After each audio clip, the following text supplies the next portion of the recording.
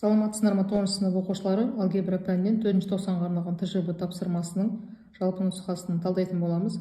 Оқушылар, егер қажет болса, каналымда 1-ші және 2-ші нұсқасы бар, және осы алгебра пәнінен бөлек геометрия және физика пәндерінің БЖБ және ТЖБ талдау сабақтары бар. Каналға өтіп, қажетті сабақты, қажетті нұсқаларды қарасаңдар болады.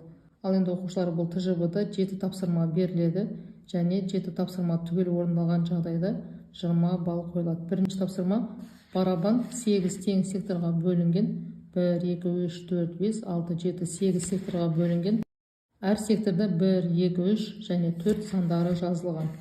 Астында барабанды айналдырғанда болуы мүмкін барлық элементар оқиғалар тізімін жазыңыз. Яғни оқушылар, элементар оқиғалар 1 санының түсуі, 2 санының түсуі, 3 санының түсуі және 4 санының түсуі. Ал енді бысында барабанды айналдырғанда тақсанның түсуіне қолайлы элементар оқиғалар саны неге тең?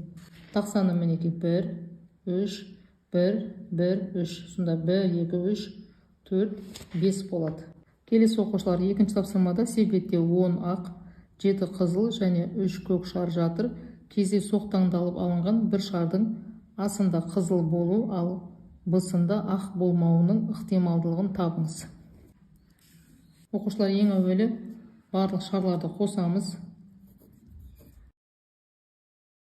10-ға қосамыз 7-ні, қосамыз 3-ті, тең болады 20-ға. Енді асында қызыл болу ықтималдылығы барлық сан 20, қызыл сан 7. 7-ні 20-ға бөлеміз, сонда 0,35 болады. Ал бысында ақ болмауының ықтималдылығы барлық шар 20, ақ 10-ға тең. 10-ды 20-ға бөлеміз, сонда 0,5 болады. Келесі оқушылар, үшінші тапсырмада қорапта 20 қызыл, сары және көк шарлар бар. Яғни оқушылар, қызыл, сары, көк шарлардың қосындысы 20-ға тең. Кездейсоқ таңдалып алынған шардың сары болу ықтималдылығы 0,1 болса, төмендегі кестені толтырыңыз. Оқушылар, мұнда мінеки қызыл 12, көк 6, сарыны табу үшін 12-ге 6-ны қосамыз, 18 болады. 20-дан азайтамыз, 2 болады. Ал мұнда мінеки ықтималдылығы 20-дан 12, 12-ні 20-ға бөлеміз, 0,6 болады. Ал мұнда мінеки 20-дан 6 болады, 6-ны 20-ға бөлеміз, сонда 0,3 болады. Келесі 4-ші тапсырмада қала тұрғындары арасынан кездейсоқ таңдалған отбасында микротолқынды пештің болу ықтималдылығы 0,742. Асында осы қаланың 500 отбасында орташа есеппен қанша микротолқынды пеш бар?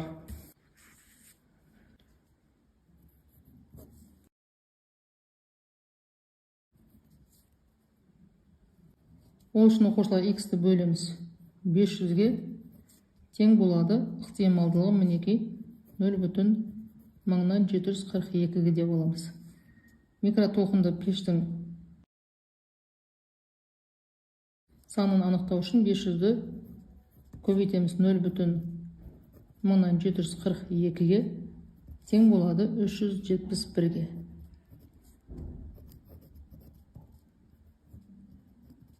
Сонда 371 микротолқынды пеш бар екен. Ал енді бысында, егер сұралғандардың 1113-інде микротолқынды пеш бар деп есептелсе, онда қанша отбасынан сауалнама алынған? Ол үшін оқушылар, x-ті табамыз, 1113-ті бөлеміз 0,742-ге.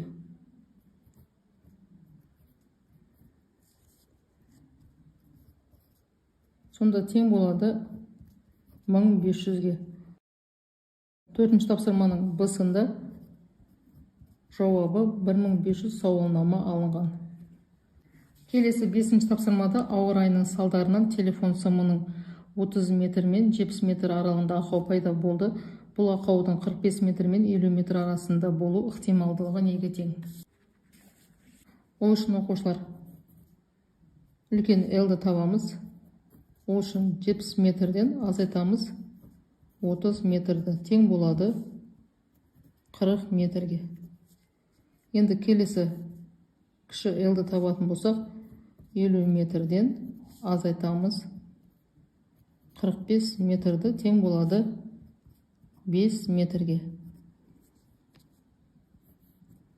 Енді ықтималдылығын есептейтін болсақ, 5 метрді бөлеміз 40 метрге тең болады 8-ден 1-ге.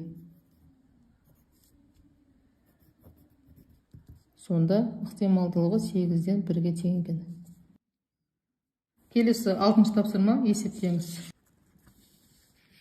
Оқушылар, синус 32 градус, косинус 28 градус, азайтылған синус 17 градус, косинус 13 градус. Осы өрнекті есептеуіміз қажет.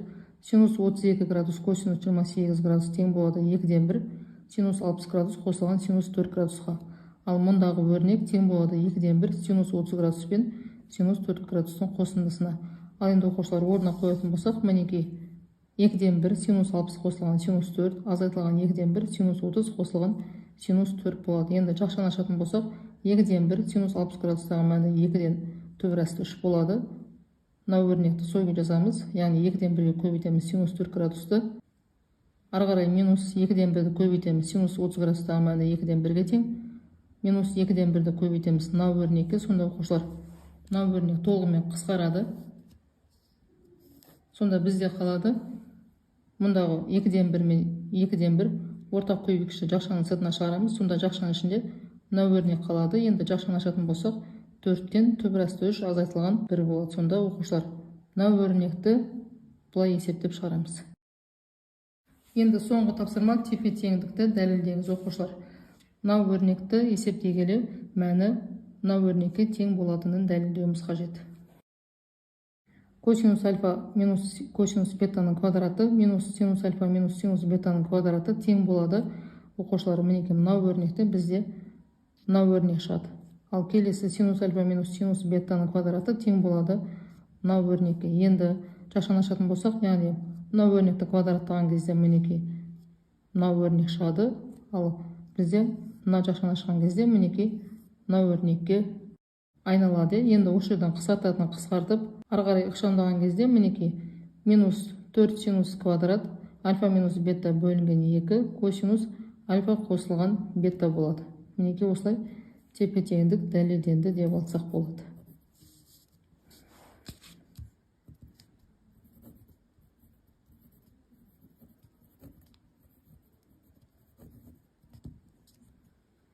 Оқушылар, берілген 7 тапсырманы толық түсінікті болды деп ойлаймын. Егер түсінбеген сұрақтарым болса, міндетті түрде комментарийға жазып сұрасаңдар болады. Сау болыңдар.